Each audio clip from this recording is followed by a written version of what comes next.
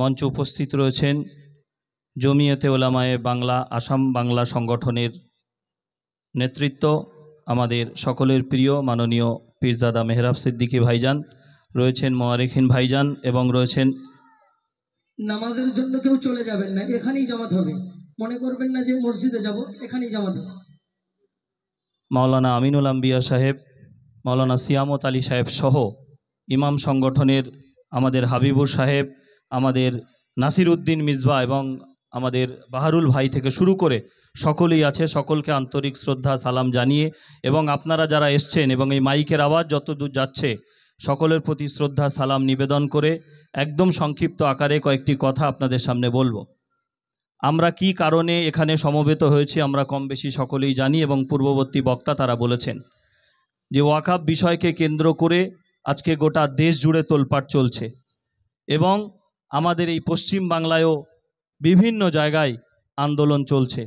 তারই একটি রূপরেখা আজকে কিন্তু এই ময়নার এই ফুটবল মাঠে আজাদ স্পোর্টিং ক্লাবের মাঠে প্রোগ্রাম অনুষ্ঠিত হচ্ছে। সম্মানিত বন্ধুবর্গ, আজকের দিনে দাঁড়িয়ে আজকের আমাদের বিশেষ করে সংখ্যালঘু মুসলিম সম্প্রদায়ের মানুষকে বারবার আমাদেরকে বিভিন্ন পরীক্ষার মধ্যে দিয়ে বিভিন্ন লড়াই সংগ্রামের মধ্যে দিয়ে আমাদেরকে থাকতে হয়। দেশ স্বাধীনের পর থেকে আজকের দিন পর্যন্ত দাঁড়িয়ে প্রত্যেকটা ক্ষেত্রে বিশেষ করে মুসলিম সম্প্রদায় তাদেরকে বারবার ধৈর্যের পরীক্ষা দিতে হয়।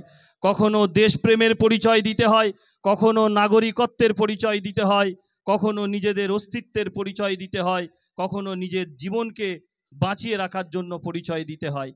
কারণ আমরা সংখ্যালঘু সম্প্রদায় বিশেষ একটি অশুভ শক্তি, একটি কালো শক্তি, একটা অসভ্য বর্বর একটা জঙ্গি সংগঠন আরএসএস, সেই জঙ্গি সংগঠন বারবার গোটা ভারতবর্ষে বিভিন্নভাবে ষড়যন্ত্র করে চক্রান্ত করে আজকে দলিতদের উপর, সংখ্যালঘুদের উপর, নিম্ন বর্ণীয় হিন্দু সম্প্রদায়ের উপর বিভিন্নভাবে সুচারুভাবে চক্রান্ত করে একটি চক্রান্তের ফাঁদ তারা তৈরি করছে। আর সেই ফাঁদের মধ্যে দিয়ে সেই জালের মধ্যে আমরা জড়িয়ে যাচ্ছি।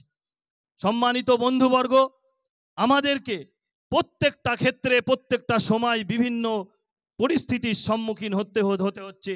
আজকের দিনে দাঁড়িয়ে আমাদের দেশের সংসদে 2024 সালে, তার পূর্বেও ওয়াকফ অ্যামেন্ডমেন্ট আনা হয়েছিল।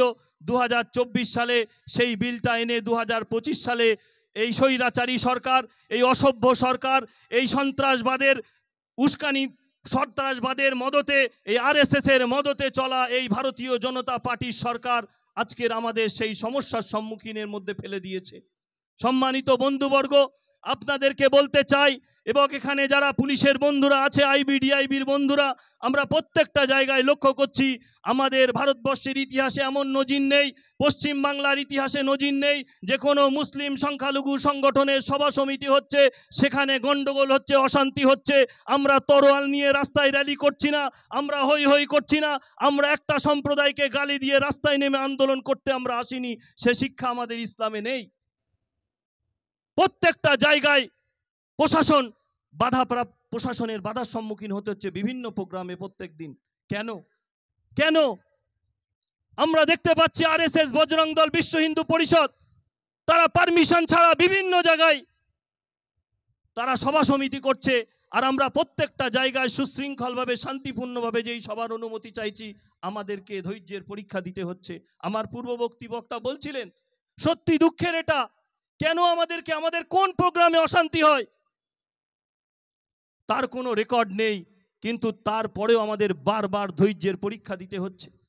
আমরা কখনো কোনো আমাদের সংখ্যালঘু মুখ পশ্চিম বাংলার কোনো ভারতবর্ষের সংখ্যালঘু নেতা কখনো দেখেছেন যে সংবিধানের বিরুদ্ধে কথা বলেছে, দেশের বিরুদ্ধে কথা বলেছে?